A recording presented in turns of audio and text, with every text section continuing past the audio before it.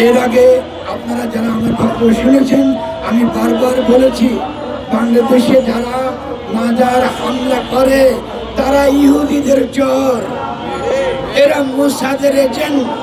এরা কেন এটা করে?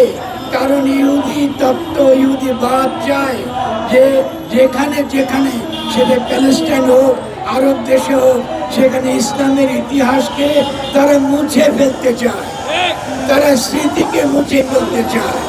আমাদের ওলিয়া আউলিয়া দরবেশ যাদের দ্বারা এদেশে ইসলাম এসেছে, ইসলাম কায়েম হয়েছে, তাদের স্মৃতিচিহ্ন, তাদের মাজারগুলো আপনারা যারা ভাঙছেন, আপনারা যারা বাউলের উপর হাত তুলেছেন, আপনারা কাদের চর, আপনারা কাদের পক্ষে কাজ করছেন আমরা এটা জানি, এটা আমরা অনেকবার বলেছি।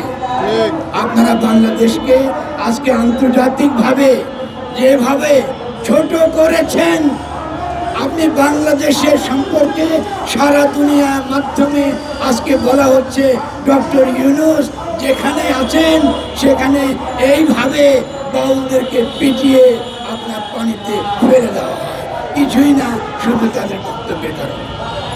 আজকে আপনি কি মনে করেন যে এই রাষ্ট্রের কোনো মর্যাদা, বাংলাদেশের কোনো মর্যাদা আন্তর্জাতিক ক্ষেত্রে আছে?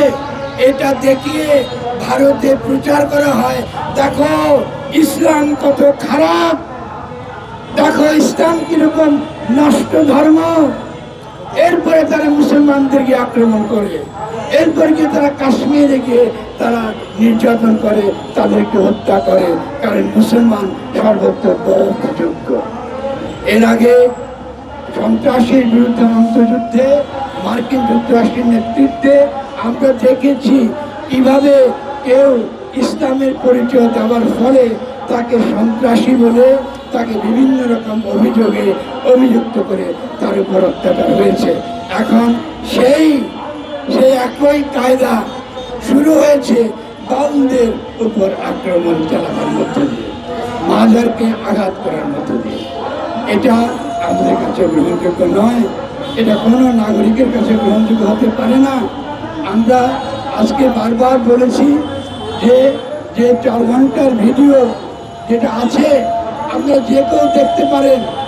আমাদের এখানে দীর্ঘ সাংস্কৃতিক ঐতিহ্য, পালা একটা সাংস্কৃতিক ফর্ম, এর মধ্যে দুই পক্ষ বিভিন্ন পক্ষাবলম্বন করে তর্ক বিতর্ক করে। আমি আইন শৃঙ্খলা বাহিনীর যারা দায়িত্বে আছেন তাদেরকে বলেছি, যদি আওয়ামী সরকারের কোনো ভাষা, কোনো বক্তব্যে আপনাদের কাছে খারাপ মনে হয়, কষ্ট পেয়ে থাকেন, আমরা সমস্ত বাউল ফকির ধর্মের পক্ষ থেকে ক্ষমা চাইছি। যদি সে ভুল, সেটা আমরা বলেছি যে যদি তিনি করে থাকেন, আমি মনে করি তিনি করেন না, এটা পালা গানে এটাকে বলা হয়। আমি ঠিক যে ভাষাটা তাদেরকে বলেছি সেটা হলো, এটাকে বলা হয় থিয়েট্রিক্যাল পারফরমেন্স, নাটকীয়তার মধ্য দিয়ে একটা বক্তব্য হাজির করা, একটা নাটক করার মধ্য দিয়ে একটা বক্তব্য হাজির করা। এটা ছিল পালা গানের একটা নাটক। আপনার সেই নাটকও বুঝতে পারেন না, আপনাদের সাংস্কৃতিক বোধ এত নিচু স্তরের, প্রশাসনের শিক্ষা এত নিচু স্তরের যে আপনারা এগুলো শিখতে পারেন না।